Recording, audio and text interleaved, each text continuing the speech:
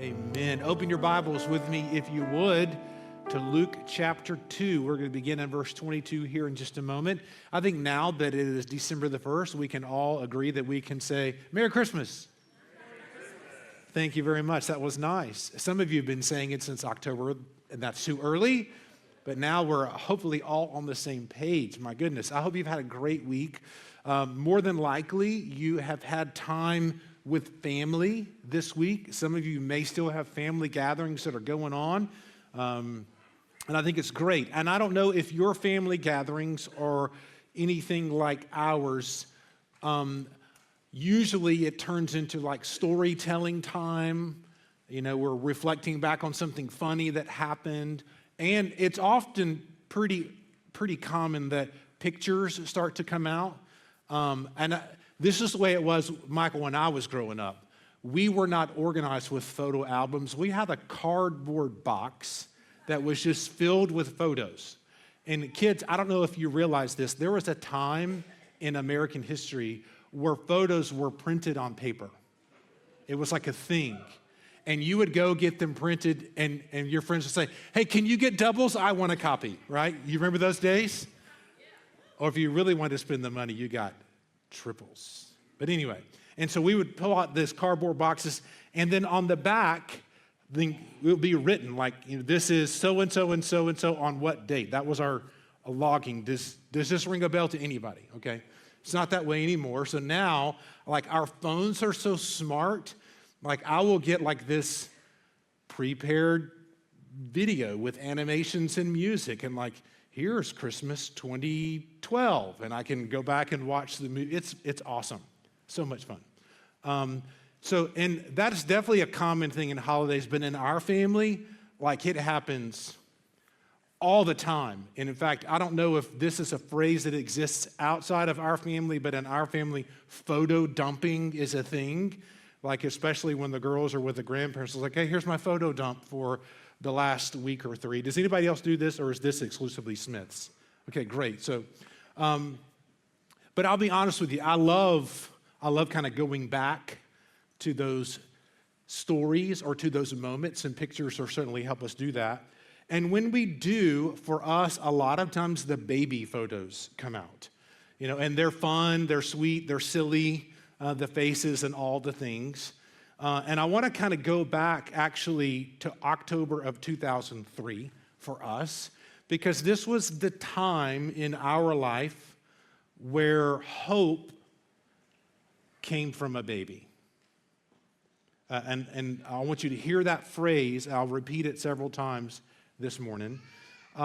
You see, Hillary and I, she's down with many of your babies right now in the nursery where she loves to hang out. For many, many years, we didn't think that we could have kids. We went through the whole miscarriage thing and the tragedy of that, and the trauma of that. Many of you can connect with that story. It was extremely painful. And we had not given up hope of having a kid, but we had resolved in ourselves we weren't going to have a kid in the natural way. So we were starting to explore what are the other ways, you know, adoption, so we were beginning to just be receptive to whatever the Lord would have for us and His preferred way for us to have a kid. Well, next thing we know, she's pregnant again. And so, okay, this was awesome, but I'll be honest, there was a lot of fear navigating a high-risk pregnancy. But our hope was way more than a wish, and it grew with expectation through every week that passed, through every trimester that passed. So ultimately, this gift of life came when Tennyson was born, October the 3rd, 2003. And I will never forget, we were at it's a Piedmont now. Was it the medical center back in the day? We were at the hospital downtown in Columbus is where we were. And so after she was born, after everything was cleaned up, the whole family came into the delivery room. I mean, Hillary is still laying in the bed. And we are all there. And this was, for us, this was more than the first grandchild of the family. Like, there was there was an immediate awareness of the blessing of life because of the trauma that we had navigated. So we all stood in a circle. We're all crying. Both of the grandfathers prayed a prayer of blessing over this baby because we were rejoicing because our hopeful expectations had finally been realized when we held this baby. Why do I tell you that story? Because this truthfully reminds me of a scenario early in the life of Christ that we'll look at this morning in Luke chapter 2, where we will look at the story of two elderly, faithful, God-fearing people who had long awaited and held out hope, and it was finally realized when they saw the baby. Throughout this season, in fact, we're going to begin today throughout this month of December, an abbreviated series centering our mind to rediscover the true meaning of Christmas. And we're going to lean into you even see some of these words in the decor that Camille and her team have done a phenomenal job on of hope and peace and love and joy, ultimately helping us see Christ. Why does this matter? Let's just be real together this morning. The beauty of this season can quickly be clouded and overshadowed by our calendar and our credit cards. Because we're already busy all the time, and then immediately your calendars are already starting to fill up with extra parties at work and your life group and obligations, and then you're feeling the cultural pressure to overspend because we want to show you how much we love you, and all those things are great. I'm not saying any of them are bad, but the guardrails I'm trying to help us put up today, if we're not careful, all of the joy and love will get sucked out of the room, and it will get replaced with fatigue and frustration. And so what I hope that we can do together over the next several weeks is recenter our minds together to rediscover and rest in the beauty of Christmas. I mean, let's just slow down and breathe for a minute, take a deep breath, and see this. I'll try to summarize every sermon in a sentence, and I'm going to give it to you this morning before we ever start. Because our hopeful expectations are realized when we focus on a baby. More specifically, our hopeful expectations are realized when we focus on Jesus, which is what we want to do today, every day, but especially during this season. So let's dive in this morning, Luke chapter 2, verses 22 through 38. We're kind of jumping ahead. Jesus is already born. The shepherds in the fields already happened. All those things have occurred. And so here we find ourselves in chapter 2, verse 22. It reads this way. And when the time had come for their purification according to the law of Moses. Let me interject there real quickly. Mary and Joseph were really good Jews. And according to the law of Moses, the firstborn son, at the 40-day mark, you would take this baby to the temple for all of these rites and rituals that we're going to read about in a minute and this special sacrifice. So this is a timestamp for us of how old baby Jesus was when this happened. Okay, he was 40 days old. So here we go. So what did they do? According to the custom, they brought him up to Jerusalem to present him to the Lord. As it is written in the law of the Lord, every male who was first opens the womb shall be called holy to the Lord. And to offer a sacrifice according to what is said in the law of the Lord, a pair of turtle doves or 2 young pigeons. Now there was a man in Jerusalem whose name was Simeon. And this man was righteous and devout, waiting for the consolation of Israel. And the Holy Spirit was upon him. Just underline that phrase. That's a very significant and powerful statement. And it had been revealed to him by the Holy Spirit that he would not see death before he had seen the Lord's Christ. And he came in the Spirit into the temple. And when the parents there is a ladybug flying on my head. Sorry. This is 2 weeks in a row this guy's been around. And when the parents brought in the child Jesus to do for him according to the custom of the law, he took him up in his arms and blessed God and said, Lord, Now you are letting your servant depart in peace according to your word. For my eyes have seen your salvation, that you have prepared in the presence of all people, a light for revelation to the Gentiles and for glory to your people Israel." And his father and his mother marveled at what was said about him. And Simeon blessed them and said to Mary, his mother, "Behold, this child is appointed for the fall and rising of many in Israel, and for a sign that is opposed. And a sword will pierce through your own soul also, so that thoughts from many hearts may be revealed." And there was a prophetess, Anna, the daughter of Phanuel, of the tribe of Asher. She was advanced in years, having lived with her husband 7 years from when she was a virgin, and then as a widow until she was 84.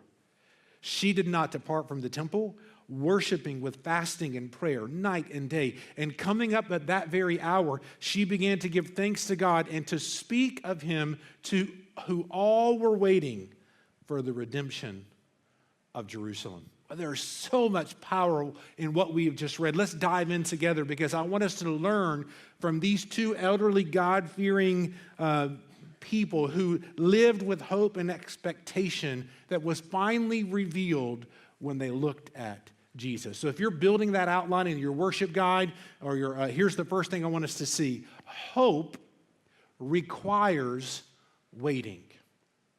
Hope requires waiting. Let's link back to the story of our first baby, Tennyson, coming to, from the moment that we knew we were pregnant, there still had to be months of waiting before the culmination of this moment. And we had a lot of clear evidence that there was a baby here. We could see ultrasound pictures, or we could hear heartbeats along the way. And our confidence increased as the day approached. This was hope, but it still required us to wait. Simeon and Anna here, they're old. They've been following and trusting the Lord for quite some time. And let's just be honest, there's so much about them and their backstory that we don't know. But what we do know is that they were clearly faithful and they were active while they waited. This is important for us to hear, because neither of them quit. They had so much resolve. They didn't give up. They trusted in the promise of God. They took God at his word, and they waited. But where did they wait? What were they doing while they waited? This is important. They were actively working and worshiping while they waited. So many times we're holding out hope, we're waiting on God, but we're not active, we're passive. If he loves me, he'll do it. In the meantime, I'm going to do my thing. No, they were doing God's thing. Notice Simeon's example here. He was influenced by the Spirit because he was filled with the Spirit. He was consumed with the Spirit. The Spirit was in him by faith, and he walked by the Spirit. What about you? We are indwelled with Christ, the imputation of Christ. We'll talk about more of this in a couple of weeks. Christ in you, the hope of glory, filling us with himself. And therefore, the challenge is, as we walk with him and as we listen to him, Galatians 5:22 and following come into play, that may we live by the Spirit, when we keep in step with the Spirit, fall in rhythm with the Spirit as he leads us. But so often, we run at our own pace. Rather than waiting on the Lord, we get ahead of the Lord because we think we can execute this. We know what we got to do, X, Y, and Z. Rather than acknowledging the Lord every step, waiting on him and following him, we expect him to following us. God is not following you. The challenge is for you to follow him. As we wait, it's still an active waiting. We are active participants in the waiting while we worship and while we work. But notice Simeon's response. My eyes have seen your salvation. He was a good and faithful follower of Yahweh. He knew that this wasn't just a Jewish thing. This was for all people, Jews and Gentiles, that the hope of the glory in the Messiah would come, and he remained faithful. Here's the challenge, I think, that when we compare what is common practice of faith to what we see here in Simeon. So many times people refuse to wait because they mismanage their expectations. Meaning, hey, God, I'm going to do this for you. I'm going to go to church. I'm going to pray. I'm going to slip money in the offering plate. I'm going to even volunteer and serve. I'm going to do all the things I'm supposed to do, but I expect you to bless me in return. Tenfold's what you said. I need you to give it to me. I need you to answer all my prayers. I need you to show up on time when I ask. Like my little genie in the pocket, I'm going to pull him out and rely on him when I need something. It doesn't work that way. This is not a transactional type faith. In fact, any approach to worship that is transactional is so dangerous. It ultimately leads to our destruction. And so many people, even so common now, we have a catchphrase for it. We term it deconstruction. And people are deconstructing their faith because they're mismanaged expectations. I'm done waiting on God because he hasn't showed up when I wanted him to or how I expected him to. Let me tell you something. God operates on a different timetable, and he is always going to do it differently than you think, in ways beyond your wildest dreams and expectations.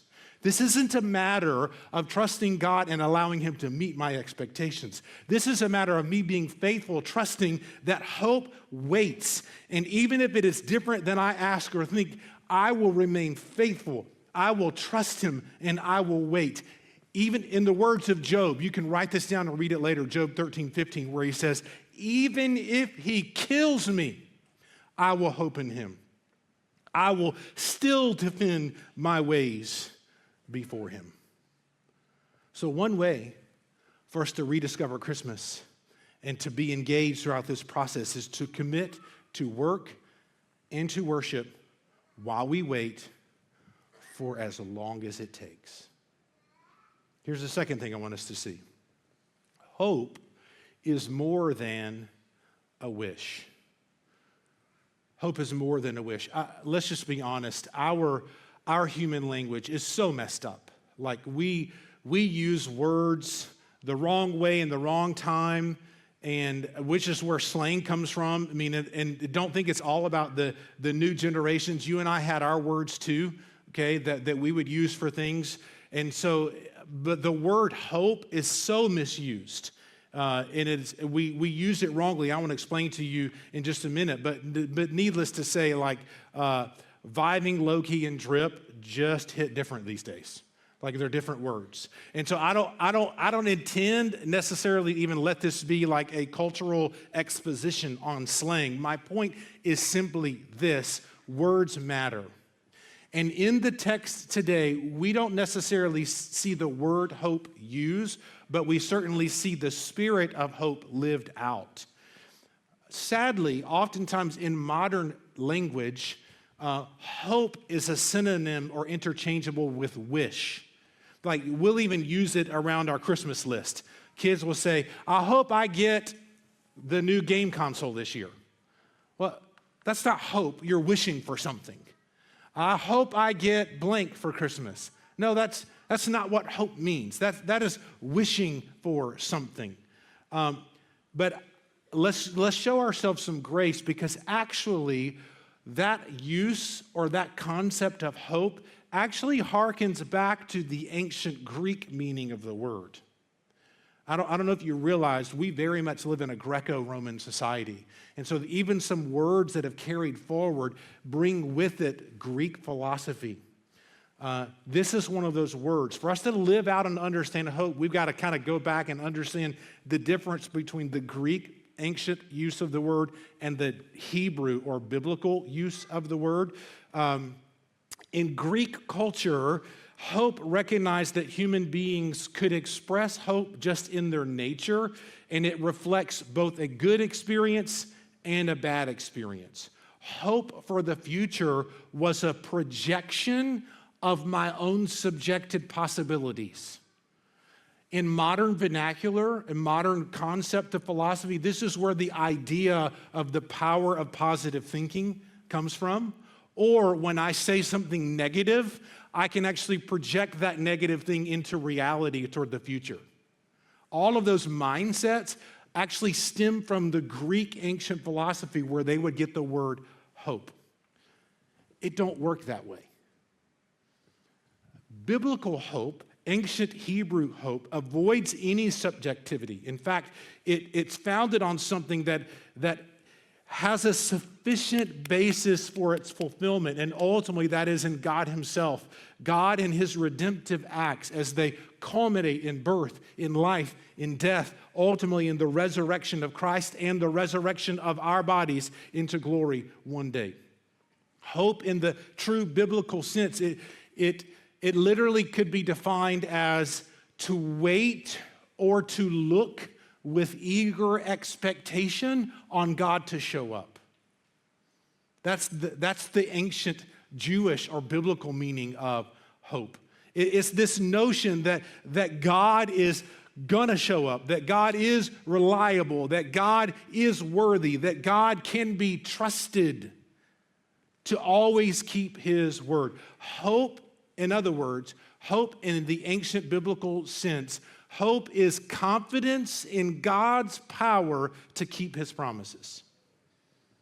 And I realize for some of us, that's very difficult to do because we're so accustomed to being disappointed. God will not fail you. God will not let you down. If you're willing to accept and understand, he may not speak the way that you expect him to, but he is there and he is faithful and he is present, always working in every situation. He will never leave you, never forsake you. And when he says, I'm coming again, he actually means it. Hope is confidence in God's power to keep his promises. Third thing we see, hope is a gift to share. Let's go back to Luke chapter 22, Luke chapter 2, toward the end when we start to look at Anna. Here, this sweet widow lady, she's 84 years old, and like Simeon, she was faithful. She demonstrated that in continuing to work and worship while waiting, and she's present in the temple, and what does it say? She's actively involved in prayer and in fasting. She's acknowledging through prayer her dependency. She's acknowledging through fasting the hope and expectation for God to keep his promises, which is part of the reason why we practice fasting, that we say, hey, I'm going to neglect myself this food because I have the hope that God is going to fill me. God can sustain me. And so that is an active expression of biblical hope. And what I want us to pay attention to, though, is how she responded. Notice she doesn't say, once she sees the child, now I can die in peace. We don't see any kind of closure for her. In fact, she is more engaged. She thanks God, she praises him, and she gets busy sharing the good news with everybody else. Why? Because when we have seen the King, we can't help but share the good news. Let's think about this concept just for a minute. I in no way want to cast shade on the people who lost. However, if you would reflect back to last Friday, just purely for sermon illustrative purposes only, there was this football game, right? And it was an instant classic. Here's what's funny. Now, I'm not gonna armchair quarterback because it shouldn't have gone into overtime in the first place, but that's an irrelevant sidebar conversation. Stay focused. Here's what I think is funny. People who don't like either team were talking about that game. People who don't cheer for Georgia or Georgia Tech, the next day were like, did you see that football game last night? Right? Did anybody experience this or was it just me? We were out of the country on vacation this week, and I had people in the buffet line say, did you stay and watch that game last night? I'm like, in fact, I did, yes. Like, the irony that human beings who don't know each other have the courage to speak about some connection of a stupid football game, but when we have seen and come face to face and encounter with King Jesus, our lips are shut. What is wrong here? When we understand For Anna, the same is true for her. That should be true for us. It's a command for all believers that we have seen the glory of God. We have seen the King. Eyes have seen his salvation, and I can't keep it in me. I got to tell you about what I have seen, what I've experienced, what the difference that God has made in my life, and he desires to make the same difference in your life. It's a connection of what we studied, I think, 2 weeks ago in the 7 churches of the Revelation series when we looked at Philadelphia, and the example of this church having a great commission with an Acts 1:8 vision approach to their life. This is true for us. Which is why even our vision of Calvary Baptist Church is a devoted family who loves God and loves our neighbors, and which is why we're committed to carry hope to the world. This is an active phrase. If I carry something, that means I possess it, and I carry it with me as I've got hope, and I want to extend it and offer it to you so that you can not only experience hope, but you can carry it as well. What a picture. Just like Anna, we must share the good news that God has come from heaven to earth to rescue us. And this is an invitation that we can extend toward others. How beautiful is that? I think so many times we just get it all wrong. A quick personal story, then I'll be done. So, Christmas Eve, for all of us, it's a really big deal. And I imagine your family is like our family. We are already filling up the calendar as we're trying to evaluate all the traditional things we've got to do every year and when we're going to do them, right? Which is great. And for us, coming to church on Christmas Eve is always a big deal. By the way, if you're new or newish, our Christmas Eve service that we'll have here is always a special time. I hope you'll plan to come if you're in town and available. And so, but when the kids were little, when they were smaller, this was our traditional Christmas Eve. They've kind of outgrown this now, but we would come to the Christmas Eve service, and then we would all go back to our house, and we would have a birthday party for Jesus. We would have birthday cake and the whole desserts, everything you would want to imagine, which, by the way, full disclosure, that's why we've grown out of that, but selfishly, we just integrated that happy birthday thing into our Christmas Eve service. So we will end it after we do Silent Night and the candles and communion. We'll sing happy birthday. And then as we leave, we'll get some kind of a cake or cupcakes or cookies or something as we leave and enter into this birthday party. It's going to be awesome. You'll want to be here. Anyway. So we'd come to church, we'd go home, we'd have this birthday party for Jesus, and then the kids would have a full recital performance. I mean, big deal. Printed programs, the stage would be set up, whatever they were into that year. If it was dancing, they had a dance floor. If it was piano, there was a piano out. There were puppet shows. There was anything that you can imagine would be on our Christmas Eve program. It was awesome.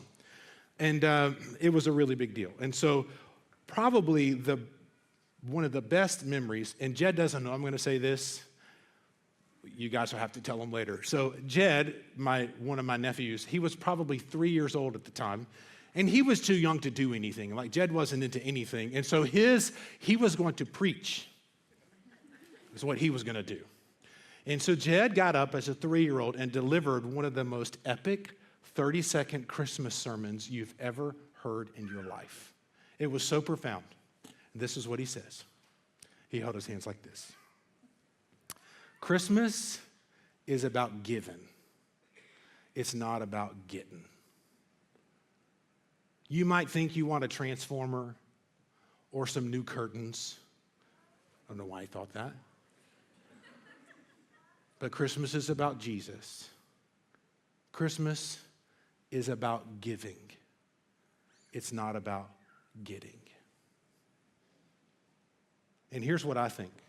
As we rediscover the hope and the meaning of Christmas, we need to pay attention to the sermonette from a 3-year-old boy who actually got it. But here's the thing. Don't misunderstand.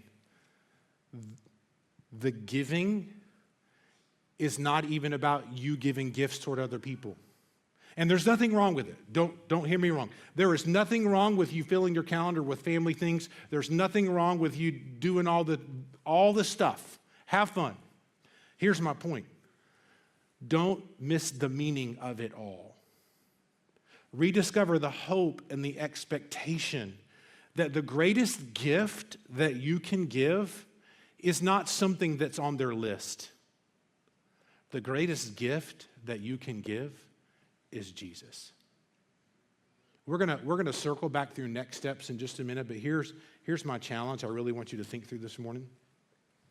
One of the greatest Christmas verses in the Bible is John 3:16. For God so loved the world that he gave his one and only Son, that whoever believes in him will not perish, but have everlasting life. And you are already planning things with your family this Christmas. And you and I both know that you have family members that you're going to see this Christmas, and you'll probably see them once a year, and they do not know the Lord. Here's my challenge to you. Would you begin praying for them by name right now and every day? And then when you get together with them, would you have the courage to carry hope? And carrying hope, please let it be more than just talking about church. Have the courage and the boldness to share Jesus with them.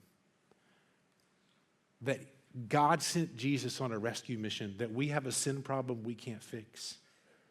And that God in his love sent Jesus, who died on a cross and rose from the dead, so that we can be forgiven. And so we can truly have hope every day and forever. Would you consider that today?